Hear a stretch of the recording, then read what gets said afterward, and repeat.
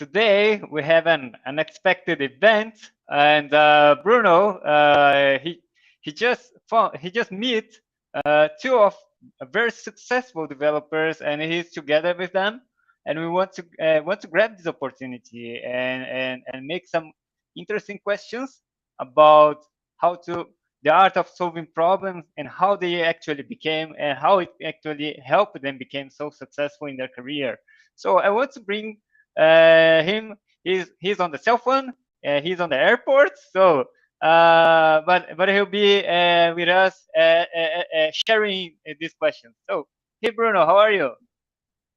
Hey Hugo, how you doing, man? How's everything? Hey Okay, everyone, fine. so good to be with all you here.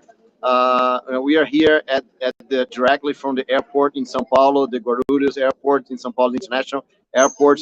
I have a good friend of mine here that came from Canada, and he's getting ready to leave back to Canada. So that's Rodrigo Moutinho. Hey Rodrigo, how you doing, man? Oh, good, man. Very, very nice to meet you, and also another guest that you present very soon. But yeah, it's super nice to be back and be speaking with you. That you helped me to reach there, so it's super good. Right. Pleasure. So Rodrigo is coming from Rio de Janeiro and it's just for a few hours here in São Paulo. So he's flying to Canada, and so me and the Java champion Rafael Del Nero, that's here in São Paulo too. Hey Rafael, how you doing? Hey, hello everyone. Very happy to be here. Hello Hugo. Hello Bruno, Rodrigo. I'm very glad to be here, and yeah, I'm here in Brazil on holidays. Yes. So basically, there's those two amazing guys were both in holidays here in Brazil. So we decided to come here how whatever we can, like for a few minutes at least, directly from the airport to go and talk to you, right? So if you have any questions, if you have any discussions here about solving problems about the developer career, just let us know right there in the chat so we can have a good conversation here, right?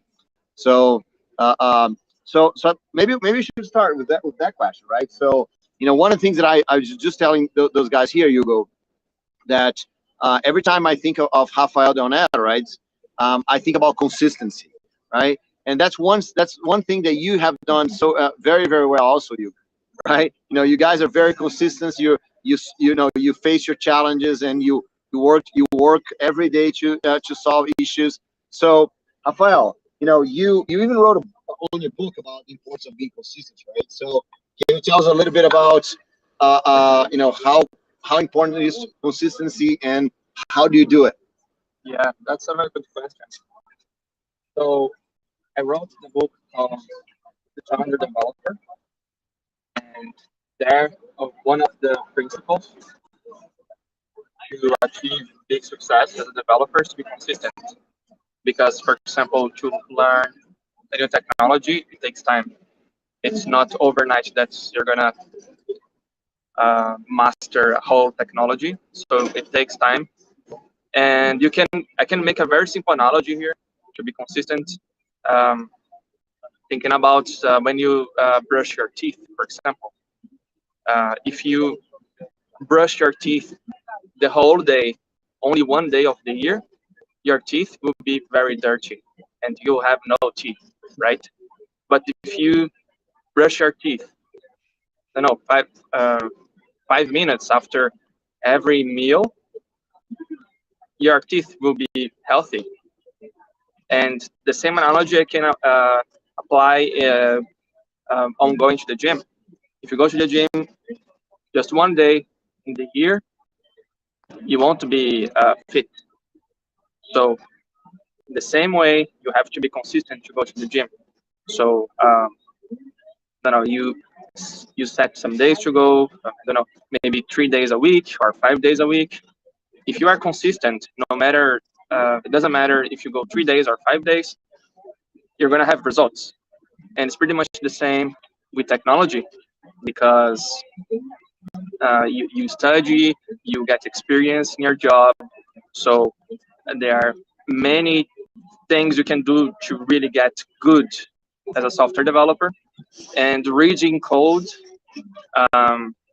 often enough will take you to the next level as a developer. For example, what I'm doing to be a better developer, I'm writing a lot. So I'm writing articles on subjects that I don't know very well.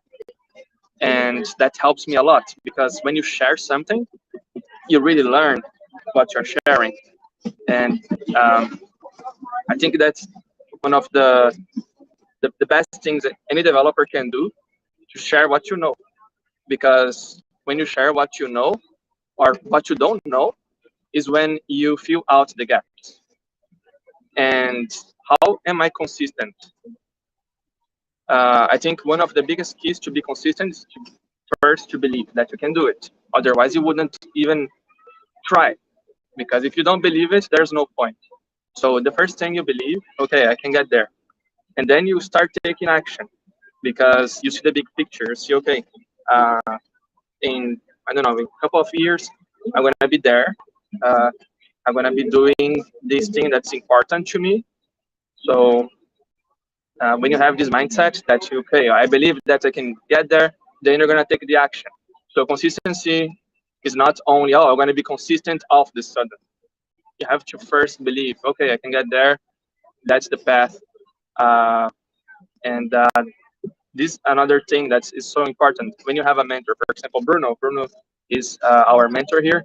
And when you see a mentor who already got there, and who is with you working on your objectives, then you know, okay, I can get there as well, because he's helping me.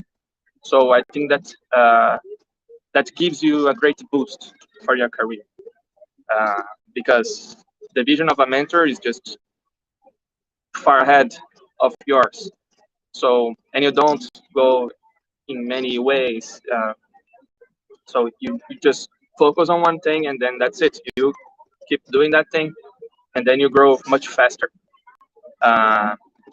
And so I would say that the first thing to be really consistent is to believe that you can do that. And once you believe that you can get there, then it starts, like, of course, in the beginning you have the motivation, but the motivation is just momentaneous. It won't take a long time. So you're gonna be motivated in the beginning. You're gonna do that whatever you want, motivated. But after some time, you won't be motivated anymore.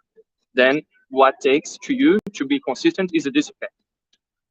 I can't tell you how many times I was writing my book without any motivation. I was forcing myself to write my book because I decided that I would finish my book no matter what. And I went through a very difficult situation, because I was writing this book for a famous company, famous Publishing. yeah, publishing company, and they canceled the project in the middle of the process.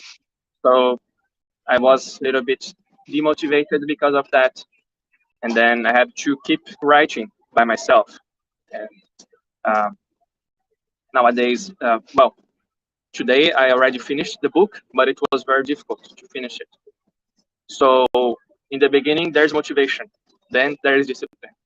So, and those days that you are totally demotivated, those are the most important days to do that. Because if you break the cycle, it's much more difficult to be consistent again. And it's like pushing a big rock, right? So when you push a big rock, you push with a lot of strength, right? And it's very difficult. You have to push very, very hard. But once it's rolling, it's rolling. You don't have to make a lot of effort anymore. You have momentum, right? You have momentum. So when you push the rock, you have momentum. And with consistency is the same thing. Once you have the ball rolling, you don't have to do the same effort as you did before. So for example, when you're writing articles, for example, now I'm focusing on writing articles on subjects that I need to get deeper. And what I'm doing, I'm writing bit by bit, not so much time every day. But I don't need to do the same effort as I did in the beginning, because I'm being consistent. So I do bit by bit, and I get the ball rolling, but the rock the big rock rolling. So it's much easier. But it doesn't mean that some days also I'm not. Um, I want to write the article or the book or whatever. Some days I have to force myself, and this is the same thing with the gym, for example. Some days I don't want to go as well, but I go anyway. So I think that's one of the biggest secrets. And of course, keep in mind the big picture. So when you're doing something, what's the result you want? What you're expecting? Do you believe that you can get there? Why you are doing that? I think that's a very important question. You ask why. Uh, and there are many reasons for writing articles. Why do you write articles? Because you want to learn subject better. Because you want to create a strong portfolio for your career. To go to the gym, there are a lot of reasons. Because you want to get healthy. Because you want to get fit. Because you want to enhance your confidence. So there are many, many reasons for the things that I do, and I know why I do that. And that helps. If you know why you're doing something, you're more likely to keep doing it even when you don't want to do that. So that's my message. I hope I didn't talk a lot. Also, I made a huge lesson here immediately, right? So Hugo, you are also a guy that's works a lot of consistency, right? So what do you think? Try to. Yeah, I think all the tips from Rafael, it's apply. We can apply in our day to day, and it's very useful. One thing that I also do, it's fun that I'm consistent with one with the Saturday meeting session that is, and I'm seeing Rodrigo Moutinho there who gave birth of this idea of the Saturday meeting. And one thing that one thing that is interesting to comment here is that in the beginning maybe motivation won't be enough to keep you consistent, right? Like Rafa said, you have to understand what you want, where do you want to go, why you're doing that, and then probably it will become something that you get used to, so it becomes an habit, and it will be much more easier and much more enjoyable. So the meeting it was something it is a session that we run every Saturday in the morning. In the very beginning, I never wake up so early in the morning, so it was very difficult for me. But at some point, some months later, it got something so natural for me. I move all the things around me to keep the meeting running, and now it's very. I feel like the rock that is start rolling. Like I got the momentum, and it is just go. So I think that's one thing that I would add. Another thing is small steps. I think if we try small steps, it is easier to getting started. I think starting is the most difficult part, Right. or at least So since you mentioned Saturday meeting, the guy that created Saturday meeting, I mean both of them, right? yes. So those are the two guys here that created Saturday meeting. So Rodrigo, you're a guy that's that you grew your career being very flexible, right, and solving very hard problems, right? So we decided to talk here about solving problems. So why do you think being flexible is important to solve problems? We can actually, well, I would like to share the credit because it was also Bruno's idea and Rafa. So we mixed some stuff there and figure out that speaking every Saturday would be a nice way to improve the English. And it was all about what you said. I think there is two more people that we started with a Skype session. It wasn't even like in a very different way, but it was super uncomfortable. But being flexible and open to learn and being there just to try out new stuff was the first step. And actually, this is a very good lesson that I'm bringing to nowadays because at that time I was working with Java. That's why I met Bruno and then Rafa as well because I was working on the Java community, and there is a lot of stuff there that you need to be very paying very good attention on the community to be updated with everything and keep on the edge of the technology. But then I switched a little bit my career to automation, and automation gave me something that not actually gave me, but forced me to be very flexible, because especially right now in the past company and the company that I'm working right now, that is both our game company and work on the build system, and everything on the build system is just about new stuff. So if you're not open to learn or being flexible to adapt to what you really need to that moment, solve a problem, or to just solve for the moment, because there is a game that needs to be published, so you need to solve the problem just to overcome the problem that the game team has right now, and then you look the big picture with your like your teammates, with your boss, and see okay, if this continue like this, will be a problem, and then you're open to learn new ways to overcome that problem. And I think on the any developer career, you if you are open to learn first, you won't be resistant to new ideas. So every time that you're talking with your teammates, you're not the first one that is blocking the idea just because you're lazy or any other excuse that could be to not. I don't like this idea, but mostly just because you're not open to learn. So it's a good thing that you're open to learn. Most of the time, what I learn as well is that once you just listen, sometimes the idea even stop there, because they see, oh, it's too much or not ideal for this moment. So you're not resistant. Everyone figure out that there is a better solution, and in the end, you're not like the picky one that it was. I like to be picky, but for quality, not for like not open to be in new situations.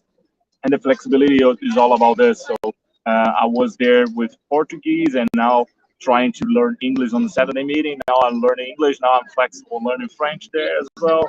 And there is like technology that I was working with Ansible with Bruno, and then I was working with Puppet that is different but doing the same stuff. And now I'm working with SaltStack, and it's a big So one interesting thing that you mentioned about flexibility and being open to ideas, right? So you work for a game company, and that's the second game company for them, right? But just a few years ago, you thought it was impossible for you to work for a game company because you thought you need to develop games to work for a game company, right? Yeah. So now you're not developing games; you're part of the process. So how did that happen? Well, actually, everything started actually with an interview about Java, Java opportunity. So the interview started with Java, and everything was related to this. But I was always talking about automation because I like. So I was in the previous job that I was working for was Java mostly, but I was trying to automate some stuff because I was very I was not satisfied with the current stuff that I was taking like a week, and then once I automated, I was taking like a few hours. And on this, not sure. Okay. It's blood. So I was not satisfied, and during the interview, they started. Oh, why not? You are. We have a position here for automation, and why not you could try this one? So yeah, definitely.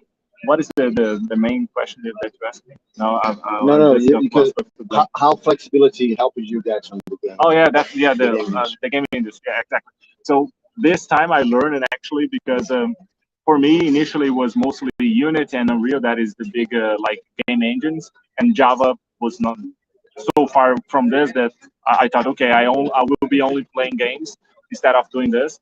And this job opportunity was the first one that I thought, okay, maybe I can join a company with Java development. So in the end, I learned that Java, C# and a lot of development developer tools there is available, because it's not just the game engine. There is a whole back end, the whole DevOps stuff, and there is a lot of stuff there.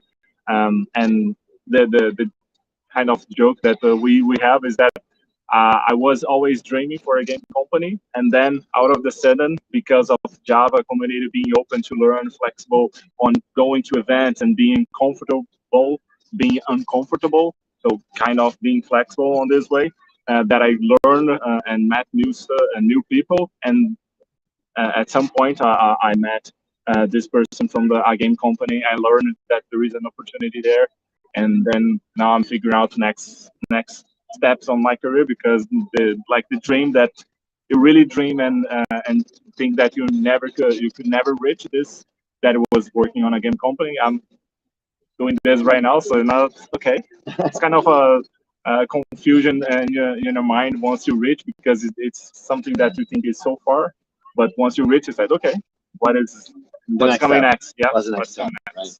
Okay, so Hugo, you have any questions for them here?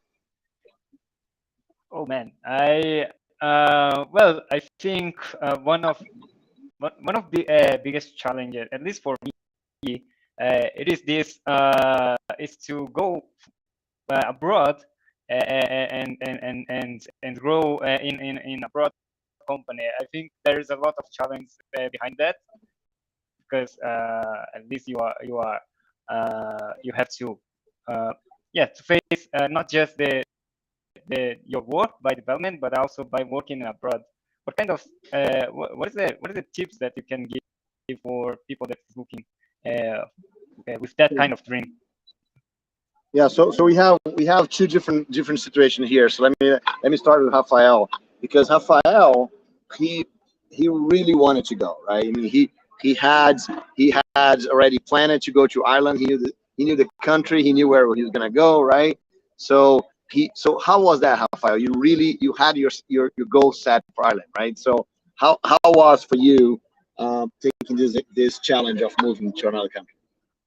Yeah, so I decided that I would go live abroad in 2010, and since then I was getting prepared. So I was doing English classes, um, and I was also getting experience as software developer, and I was getting prepared basically. So I was studying a lot at home, and I was getting exposed a lot to English as well. I was having conversation classes, and I knew that to get a job abroad, I would have to be prepared, because the competition, I knew that it would be really, really high. So, well, I knew, okay, at that point in 2010, I knew that I wanted to go abroad. So I was preparing myself. I was studying more at home, was getting experience, and I was studying English. So, and then I was working as a software developer, and then I figured out that a friend, a colleague, got a job as a Java developer in Ireland. Then I thought, okay, why not? Maybe Ireland is a good option. It's in Europe. It's kind of aligned with what I want. And then, okay, I noticed that it was possible. Then a friend of mine, I remember that she invited me to go there for 1 month, but for some reason I couldn't get the vacation in the company I was working for. And then I decided, okay, I have to go there no matter what. And then, okay, I decided to go to Ireland because it was kind of a more accessible country, and I knew that the IT area was pretty strong there. Then I decided, okay, I'm gonna go to Ireland, and I'm gonna build my career there. And that's what I did. Then after I decided to go to Ireland, I basically I figured out the way, because I had a colleague there that did the same. She basically did country exchange. So she went there to study English, and I did the same. I did the country exchange as well, and went there to study English. And then my objective was to study English for 4 months. So I had kind of an intensive course there, and I learned a lot. Then after those 4 months, I got a job there. And it helped me a lot to get a job there. The fact that I was sharing my knowledge, so that was good for me because I was learning a lot through what I was sharing, and that also opened doors to me to help in the Java user group in Dublin. And I remember that when I was going to Dublin, um, the SouJava, the other Java user groups, received a message from the DevJug.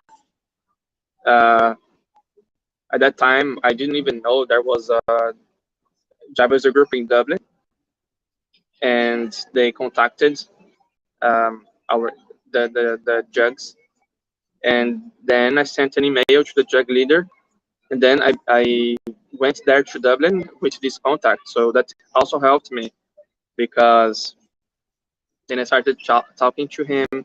I started talking to people there from the group, and I went there with a good networking, and they became my friends.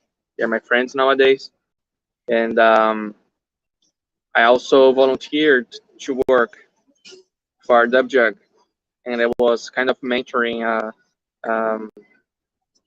a girl from Germany to build a website, and we built a very simple website for the DevJug, but it was very good for my English because I was talking English all day. So That's great. that was awesome. Yeah, I wasn't getting any money, but I improved a lot my English, and I could put some experience on my CV, so that helped me. And so that was my goal after 4 months to get a job there. And then just to summarize here, to not take so much time, I was in this DevJug, and I had some contacts there. I was recommended to a first company there by a friend of mine. He was the co-lead from DevJug, and I failed 3 times in a very, I wouldn't say very simple, but quite different logic test. And it was quite frustrating because I tried 3 times. I tried one weekend, failed. The other weekend, I failed again. And the other weekend, I failed again. And I just stopped trying because the recruiter said, okay, now we can't give you any other chance. And then I said, okay, that's fine. It was frustrating to me, but anyway, I was focused and I would get the job no matter what. There wasn't such a thing like plan B. There was only the plan A. It was to get a job no matter what. And I had the mindset of, okay, I'm going to Ireland and I'm gonna burn the boats, burn the bridge. And then anyway, okay.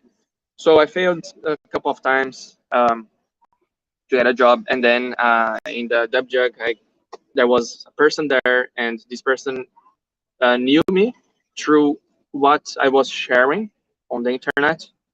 And this guy said, oh man, you're looking for a job. I know a very good company for you to start, and I can recommend you. Then I said, that's awesome. It's what I need. And then it happened. I got a job. Of course, it wasn't because of the recommendation. Of course, it helps, but it also depended on my skills. I had to pass an interview anyway, but of course, a recommendation helps, but it's not silver bullet. But anyway, that's part of my story. That's good. All right. So I like Rafael's story because he first decided to go to Dublin, and he went there as a student, right? And then he got a job there. So that's very courageous. Now, Rodrigo has a different situation, and actually Flavia is right there. That's Rodrigo's wife right there, right? So they're both visiting here in Brazil, right? So Rodrigo, you had a different situation, right? Because you thought about moving to another country, but you never mentioned to anyone because you think it was possible, right? And you did the other process, right? Because you went with a job array, right? So can you tell us a little bit how you did that? Well, the first part was mostly because of Bruno, because I learned how to share and how to be near to communities, so software community or anything that you're working with. So considering that you already know this because well, Bruno is always sharing about that the importance about sharing what you know and being part of a community. So was mostly this where I got my opportunity. I was in a CDC, and there is like people from Montreal there and things like this. That I got the opportunity. So I will try to. I'm using skills that Bruno gave me on how to prepare a talk in of 5 minutes in a very small amount of time. So he actually look. He actually has a talk prepared. Right, he wrote a talk here while Rafael was doing. Yeah, Rafa was saying, I said, okay, what can I give as a like a roadmap, a quick one? It's not like a super book as Rafa said, but how can I help? So three steps that you need to 3 steps to be ready for anywhere in the world. So this you must be before or at least during the process, not after. So the first thing is I put Saturday meeting because of the context of this talk that we're speaking now. But it's basically talking with your friends in the language of the country that you're going. So in our case, was mostly English, both for Rafa and for me. We have an English country to reach. For him, is already like a plan for a long time. For me, was just out of the sudden. But I was getting ready before even knowing that I would be going. I just have okay. If I have English, it will help me any with anything. And I was actually once the opportunity was there, I was already ready with the English because I was talking with friends. The good thing about talking with friends is that you have a safe space. It's your friend, so everyone is learning on the fly everything. So if there is anything like weird, it's all good. There is no fear of anything. You can just record stuff or record talks with your friends in a private way. So what we did was doing YouTube lives, but unlisted. So everything was recorded. If we want to get a part of it, we could. But in the end, like no one is watching, so we are safe. So we could do a lot of stuff, and once in a while we did very nice stuff that we got like a little bit of there and try out in another scenario because it was the way that we were aiming for. The second one that I put here is family decision. I think this one is a very important one, especially because you're going far from your family, so you need to be open to do this. And also, if like me, I was already with my wife, so I first before even accepting anything, I was talking with my wife how open she was to go there, and she was like, I think she was more motivated than even me, but it was very nice. But be sure that your partner, whatever is involved on your situation, is open as well. Because this is very important because there you will face a lot of challenge. That is actually my third one, being open to new challenge. That is about the flexibility, open to learn that I was mentioned before in the career level, but now is on the personal level. Because well, everything is new. It's nice in the beginning because it's everything is new, but then there is simple stuff that you used to do in your country that is not that nice that you need to do everything again there. Even like simple stuff, dentist, medic, whatever, like even like medicine that you need to take, you already know everything. You ask your mom if you don't know there, figure out the best way to do so. You need to be open to talk with people, finding networks as well. So things like Rafa did on Dublin, finding a Java jug there, or even like meetups, whatever. There is a lot of stuff happening on the city. Every city there is stuff. So if you start to getting this network with these 3 steps that I mentioned, I think it's a good step that you will start to thinking about the situation and then evolve. It could be in 2 months, 1 year, 5 years. I think that the opportunity, like the lucky that always people say, I think is the opportunity for the ones that is prepared. So I think it's basically this. That's awesome. So let me just kind of talk a few things here. So first of all, focus, right? You know, you gotta have a focus. Like Rafael had a focus to go, and Rodrigo wanted to do that, right? So have a focus is a great thing that you have to have. Do networking, right? So go meet people. You know, go meet the local user groups in the city. If your friends before you travel with your friends here, so you can improve in your English, your communication. You know, so you can go share your knowledge, right? It's awesome to share your knowledge, so you can get reputation in the market, and above all, be ready to face challenges, right? Because this is probably the biggest takeaway ever here. It's not easy, right? You know, changing, move to another country. It's never easy. There's all kinds of challenges that you have to face. So be open and ready to do that, right? Yep. Okay. So guys, let me just tell one here. I know those guys here want to stay here for a long time, but we're looking at the clock here, and Rodrigo has to catch his flight. So let me just say, so thanks a lot, Rodrigo, for being here. Thanks for taking this time here in the airport. Thanks a lot, Rafael, for all these insights, man. It's great. And especially thanks to you, Hugo, for helping us out with that and making this happen. Thanks a lot, guys. Thanks, everyone. Thanks a lot, you. Hugo. Bye. Thanks, bro. Oh, thanks. Have a nice trip. Bye bye. Thank you. Yeah.